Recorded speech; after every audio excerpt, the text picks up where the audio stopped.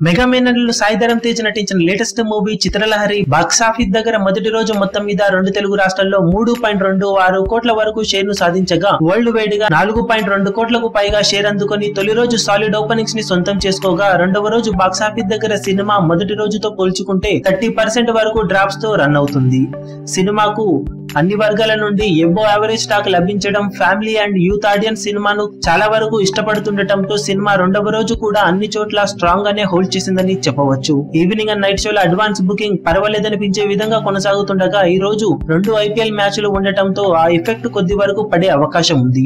అది పక్కకు పెడితే ఓవరాల్ గా ఇప్పటి వరకు జరిగిన ఆన్లైన్ టికెట్ సేల్స్ ను బట్టి చూస్తే సినిమా బాక్సాఫీస్ దగ్గర రెండవ రోజు 2 తెలుగు రాష్ట్రాల్లో 2 కోట్లకు పైగా షేర్ అందుకోవడం ఖాయమని చెప్పవచ్చు.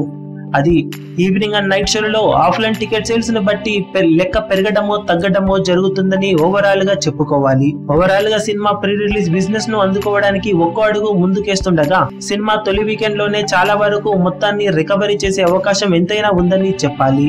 బాక్సాఫీస్ దగ్గర సినిమా రెండవ రోజు ముగిసే సమయానికి ఎంతవరకు వసూలను సాధిస్తుందో తెలుసుకొని అప్డేట్ చేస్తాం. ఈ వీడియో మీకు నచ్చినట్లయితే లైక్ చేయండి, షేర్ చేయండి, ఛానల్ ని సబ్స్క్రైబ్ చేయడం మాత్రం మరవకండి. ఏ చిన్న అప్డేట్ ను మిస్ అవ్వకూడదు అనుకుంటే బెల్ ఐకాన్ ని ప్రెస్ చేయండి.